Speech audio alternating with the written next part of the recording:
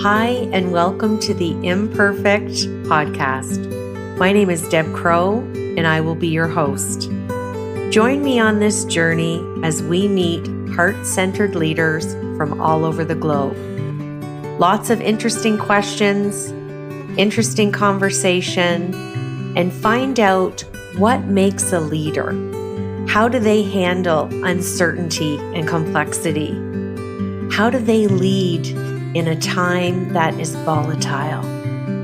Join us. Welcome back to Imperfect, the Heart-Centered Leadership podcast. A couple of weeks ago, I had the pleasure of attending an online virtual coaching summit. And there were coaches and professionals from all sectors, from all over the globe. And I saw this gentleman speak and I thought, I have to get him on the show. So let me introduce you to Dr. Terry Jackson. He is a dynamic executive advisor.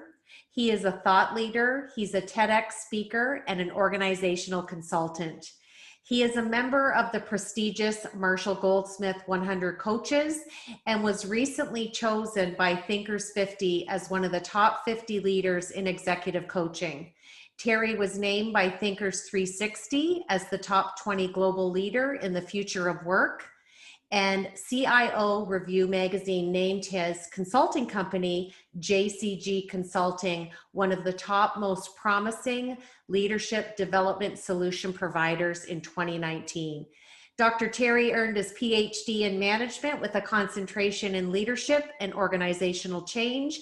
And he is the author of Transformational Thinking, the first step toward individual and organizational greatness. So Dr. Terry, welcome to the show.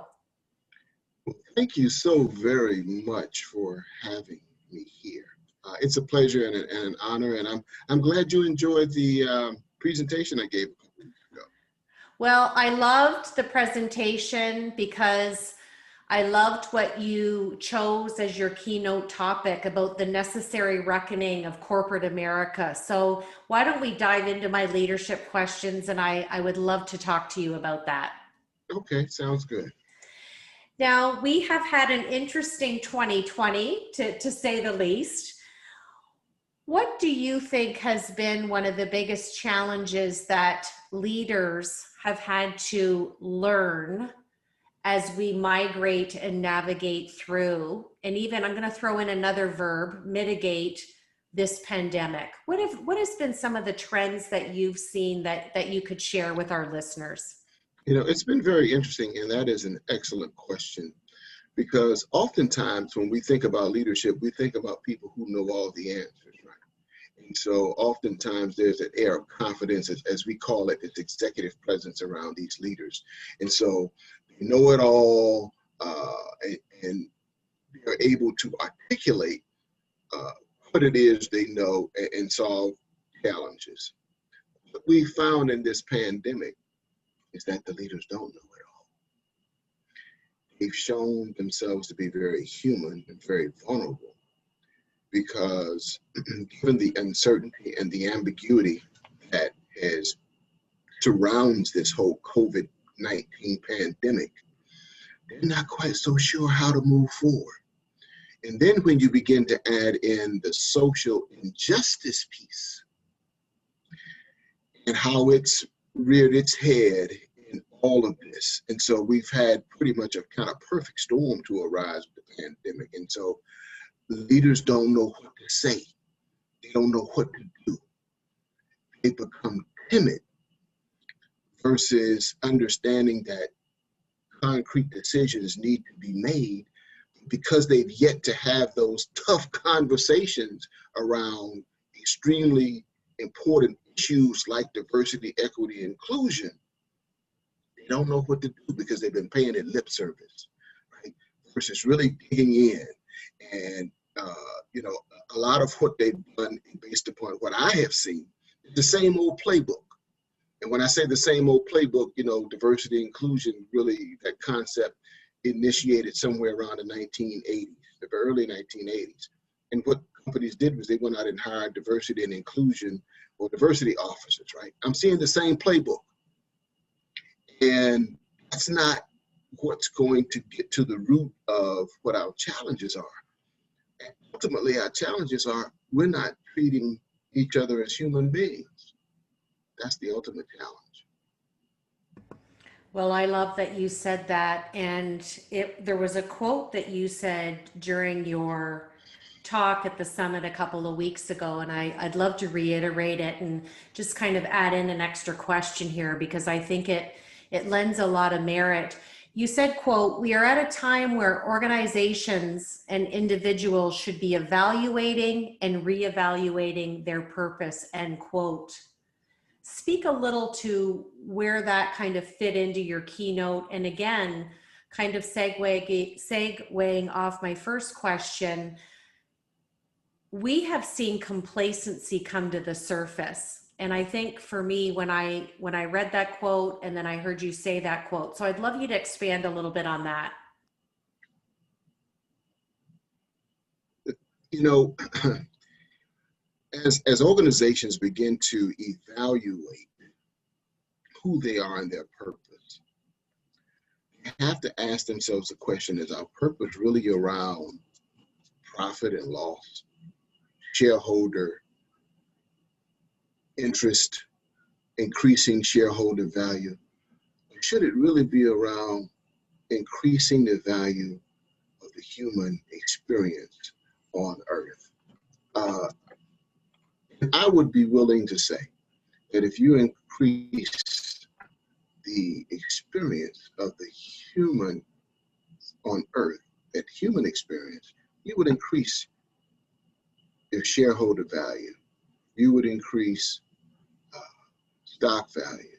You would increase the value of the organization, because all that we do as organizations, or all that organizations do, is really around providing a product or a service that the ultimate end user is a human being. So why not create or help create a more human experience here on earth?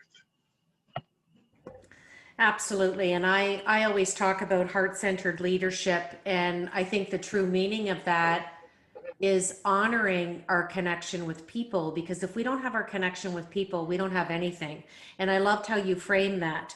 You know, are we looking at the profit and loss statement, the amount of shareholders, how much interest we're paying? None of that would be feasible if we didn't have the forefront of everything driving that, which is our people. So I really loved how you framed that, Terry. You know, we say in corporate America said for many years that our greatest asset are our people, right? If you hear that and then you watch the actions, right? So you want to be able to watch what people do versus what they say.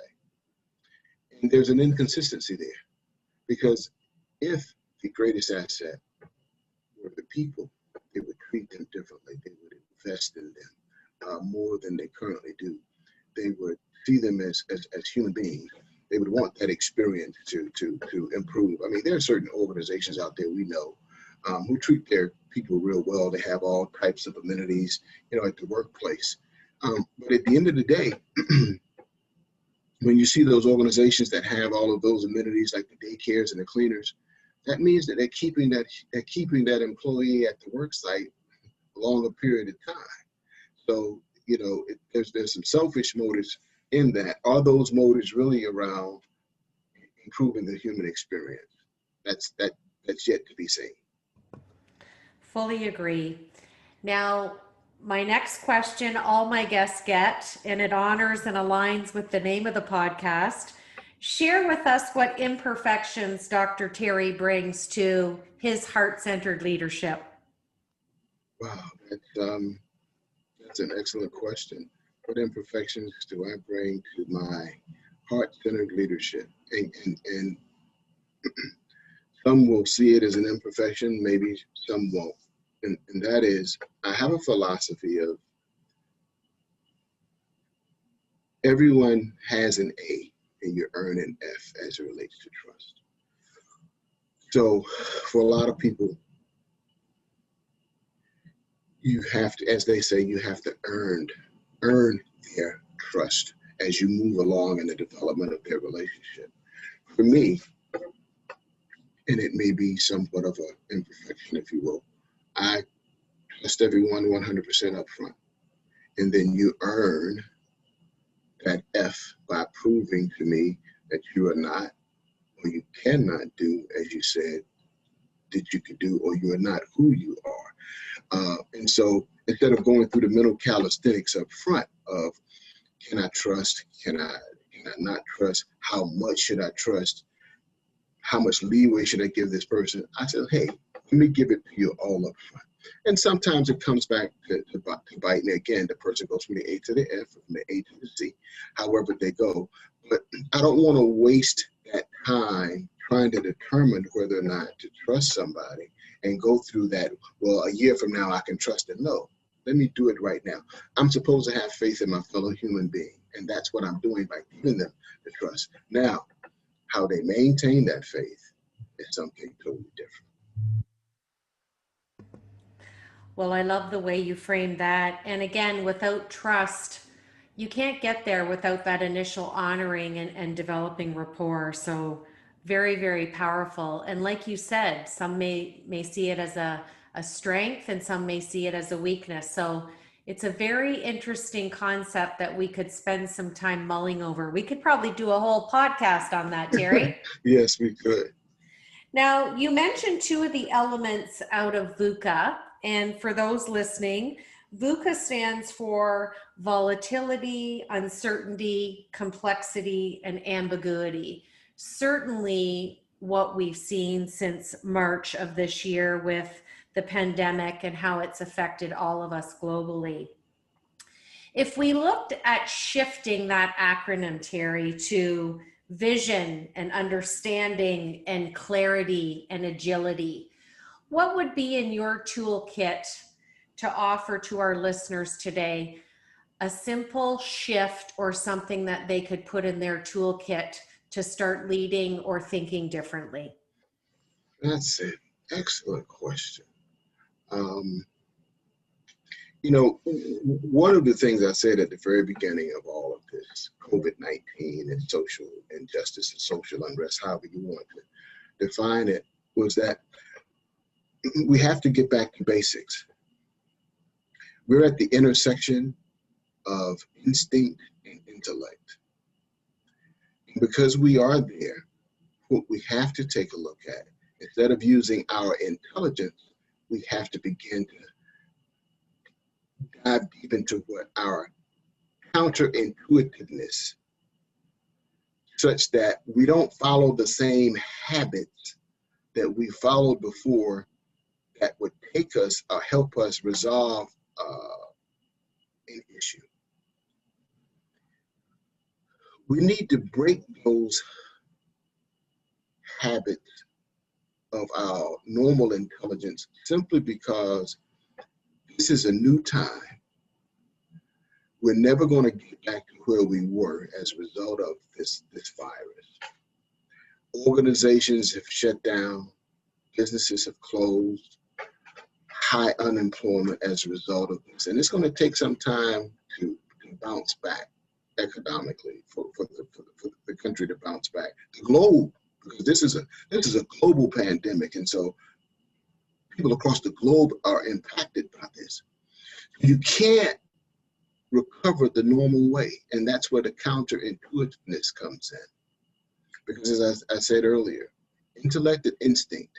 And instinct is extremely important simply because that's about your survival, your ability to survive. That's totally different than relying strictly on intellect. But we are at the crossroads of both. We have to be able to make both work for us as we move into the unknown and have that vision such that we understand what you just said, that acronym of vision and understanding, and I forgot the other, but it was a great acronym.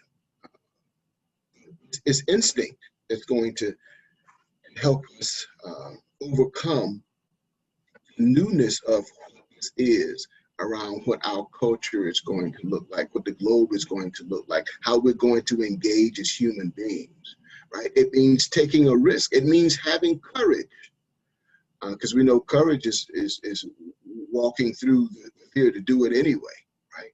It takes courage, and courage is the underpinning of everything. So a combination of counterintuitiveness with a shot of courage will help anyone's toolkit as they go through this pandemic.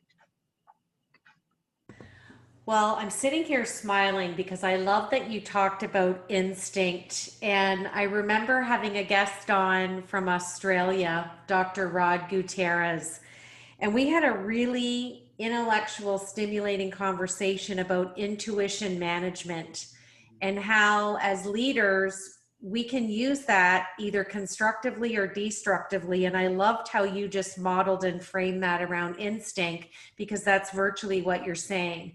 So we have a time to lead in this volatile time during this pandemic, and intuition management is a big piece of that, because you touched on your first point when we talked about our first question. Leaders don't know everything. Just because they have the title and the stature, it's such a misperception that I think COVID has granted us the openness and vulnerability for leaders to step up and shine. And those who chose to not became complacent and are no longer leading. So like you, I'm seeing the glimmer at the end of the tunnel for the goodness that this has brought to leadership overall. Absolutely. You know, I've been talking since the beginning of this is how do we get humans to be more humane, right? Let's not look at the exterior of the individual, because our exteriors may be different, but internally we're all the same. And we all have the same want and the same needs. And as a result, if we can get back to humanism, as I'm going to call it, and let's eradicate the labels, you know, the dehumanization, the objectification, even the labels of in a corporation, the CEO or the senior leader of this, because what those titles do is they create a perception around people that may not necessarily be true. And those perceptions cause people to approach people certain ways. And instead of seeing them as a human being, they see them as a part of an order, if you will, a structure, if you will, something or someone because of their position who may be more important than myself. It creates that superior, inferior kind of relationship based upon what a title is in an organization. That prevents all of the human element from coming into play. I was talking with a client of mine, and in the area in which I live in North Carolina, we suffer from hurricanes. And so as this client, which is a healthcare institution, as they prepare for hurricane awareness, and they bring all of their people in to prepare, they're more effective at that given time simply because the titles and the egos are left at the door. What they're here to do is to serve the community as well as the patients who happen to be in the hospital during these times of hurricane. And the question is that I had for them, how can we maintain that same effectiveness in non-hurricane times and that productivity within the organization versus when you're in the hurricane season, when there is a hurricane happening? You know, how do you get that to stick? How do you make that sustainable? It's obvious they make the shift of the non-ego, the non-title. We're human beings, we're going to get all this done in this emergency time. But how do you make this the normal way to behave on a day-to-day basis? And that's been tough, but we have to get back to what it means to be human. Absolutely. And you know, there's a cliche, I don't know who said it, the quote, but you expect the best and prepare for the worst. And I think that's what the leaders who've really stepped up and into their greatness this year have done. And even like you talked about with, you know, the hospital and preparing for weather, we have no control of when that's going to come, but if you've got a positive model like we talked about in, maybe we need to start talking about the new VUCA model, Yes. the vision, the understanding, the clarity, and the agility, because it's easier to talk about all the stuff that's going wrong. But I always love to coach and talk to companies and executives about what can you bring to the table to entertain the conversation of what's going right, because that's where all the magic happens. Yes, absolutely. I always call it growth from the valley, Dr. Terry. It's where we fall forward and we learn the best of the best things. That's right. That's right. That's right. That's right. We learn how to fail fast, right? Um, 100%. And I mean, all those failures, and because you deal with a lot of leaders, those failures land up turning in and becoming shape of experience that allows them to lead and grow and foster and mentor, because they're going to meet other leaders, they're going to foster their executive team. And by talking about the fail forwards, I think it's such a leadership essential. yes, absolutely. I agree with you 100%. I mean, I don't like the word fail, because really what it is that the opportunity to learn what not to do that did not help you achieve the goal or the objective that you were seeking to achieve. So you learn more by not achieving it the first, second, or the third time than you do by achieving a goal the first or the second time. And so it's just a learning opportunity versus the negative connotation that we give it. And I think it's something that it's a word that actually should be, we should really consider eliminating from our vocabulary, because certain people take failure a certain way, depending on how it's been defined for them and how they define it for themselves. And it can take some people, over the edge, when it's really just I didn't do it right the first time. Let me learn how to do it right the second time. It's just another opportunity. It's another opportunity. And I remember being a young teenage girl, and my Irish Nana asked me if I knew what the word fail meant. And being young, I thought she was looking for the definition. Mm, And she said it's an acronym. It's your first attempt in learning. yes. And I never ever forgot that. So again, perception in how we want to receive the information. Do we want to move ahead with logic, or do we want to move ahead with emotion? So such an interesting conversation. Yes, absolutely. Because there has to be a great mix of both, right? It has to be a mix of logic and a mix of emotion, because we are emotional beings. Um, you know, let's take a look at the situation that happened with George Floyd and what we were able to see on television, and how it pulled at our heartstrings to see one human being have his knee on the neck of another human being, right? That created a lot of emotion across the globe. And that's why leaders had never seen all of those kinds of emotions before. So they didn't know what to do or what to say or who to talk to, because, it's been rare, at least in our time, that we've ever seen anything like that. It was amazing.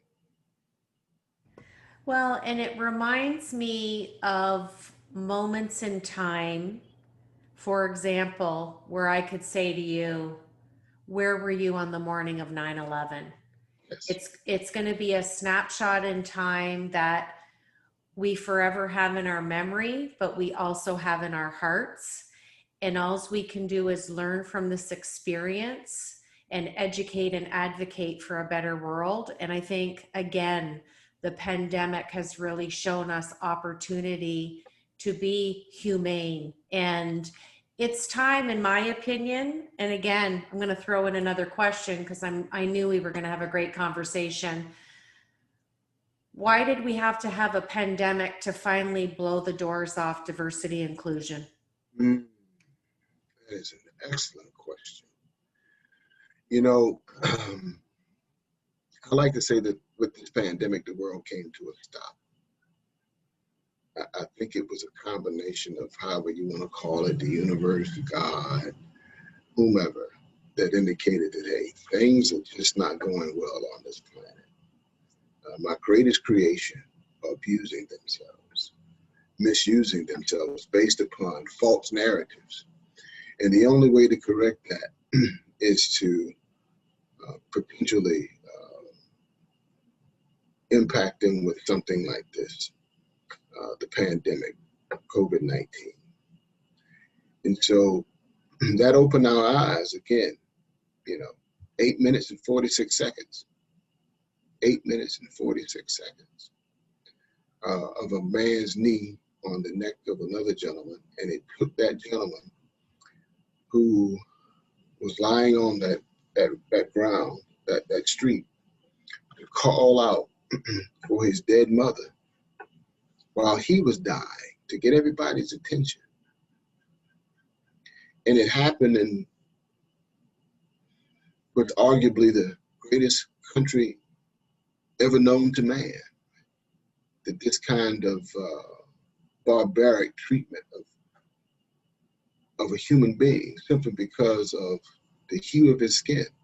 It's quite interesting. And so I think it was the reckoning of the human being, if you will, the necessary reckoning of the human being that was needed. That's why this is happening at this time. Well, it's interesting. I was going to mention the 8 minutes and 46 seconds because like I had previously said, it's ingrained in our hearts, in our minds, and it's allowed us space to change because of the pause. And I think you said it beautifully. I'm going to shift gears here and want to have a little bit of fun with you. I'm going to ask you 4 fun questions. We just want to know what's on the top of Dr. Terry's mind. So are you ready? I'm ready. Okay, first question. Share with us what your favorite memory has been to date so far in your life. Question. And actually, I was just talking about it with a friend the other day. I think at the age of 15, that summer, playing baseball and making an all-star team that traveled throughout the South, winning championships was probably one of the greater moments of my life. That was a great moment. We were talking about that just the other day. In doing what I wanted to do that summer, playing ball, playing with friends, winning, just having a good time. 15 years old, you don't have a great deal of responsibility. That's one of the greater. I would say the greatest moment would be the birth of my daughter, Chriselle Jackson. That would be the greatest. Beautiful. If I asked you, no thinking, what's on the top of your mind, what word would you give to the year 2020 and why? Arbitrary. Initially when 2020 came in, it was an excellent year. I'd gone out and received some training to get into mergers and acquisitions and integration. It started out very, very well, very optimistic, and then all of a sudden it came to a stop in March. I want to say it was March 19th to be exact, when they began to close down at least North Carolina, from the travels and the businesses and the gymnasiums. And so it's been arbitrary. And now, we've opened up a little bit more. And now that we've opened up a little bit more, guess what? The numbers are spiking again in North Carolina. We, especially in my hometown, we've had some real low numbers, but the numbers are now spiking again. And so now we're kind of going backwards. And so it's been a roller coaster, but been somewhat of a roller coaster ride emotionally for a lot of people. But I can tell you that for me, my business grew exponentially during the COVID period. Well, I'm going to align with you. I'm in Canada. We have also seen a spike in numbers, and This has been a phenomenal year because coaching's a vital service, and it's been nothing but an opportunity if you've chose to see it in that way. So lovely to hear that. If I gave you a time capsule for 2020, what would you put in it before you bury it? So maybe your daughter would dig it up in 20 years' time, and what would give her a real snapshot of 2020? Hmm. I would say what would give her a snapshot of 2020. I participated, I was a co-author in a book by the MG100. It was Leading in Uncertain Times. I think that was the title of it. But in that, my piece was really around humanity, being more human. And I created an acronym for for it. And I think it's an excellent model for us to become more human and see each other more human. So it would be a reminder when someone dug up that time capsule, or my daughter dug up that time capsule, it would be a reminder of what it means to be human. And, you know, we talk about what our purpose is all the time. And I think it's real simple. I think our purpose is to serve our fellow human beings. How we serve is what we find difficult, finding how we are to serve. But the purpose is, I think, very simple. That is to serve your fellow human being. Well, and I'm a servant leader, and I know you're a servant leader, so I am so happy to hear you say that. My last question is, what is going to be the legacy of Dr. Terry? Hmm, the legacy. That's another good question, because that's something I think on and talk about all the time. I think it's going to be encapsulated in these 7 words, and that is helping others improve their quality of life. That's all encompassing, right?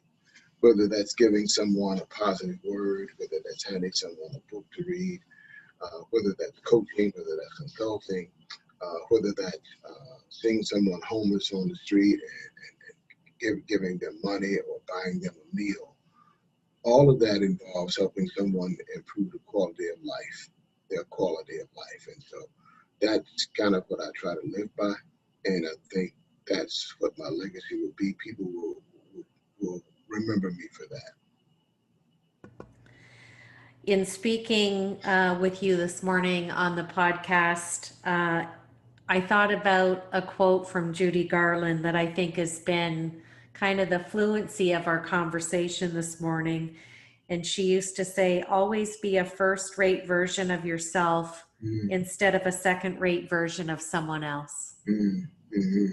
Authenticity, right? Absolutely. Well, Dr. Terry, this was more than I even hoped for. I love spending time with you, and I want to thank you for your expertise and your wisdom and carving out some time to be on the Imperfect podcast. Well, thank you so much for having me as a guest. I'm honored and humbled to have been a guest on the Imperfect podcast. Thank you so much.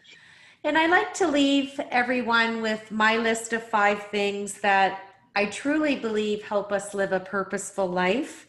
Follow your heart, have passion, do your best, know your truth, and don't forget to be in love with the journey. This is Deb Crow. Thank you so much for joining me once again on Imperfect, the Heart-Centered Leadership Podcast.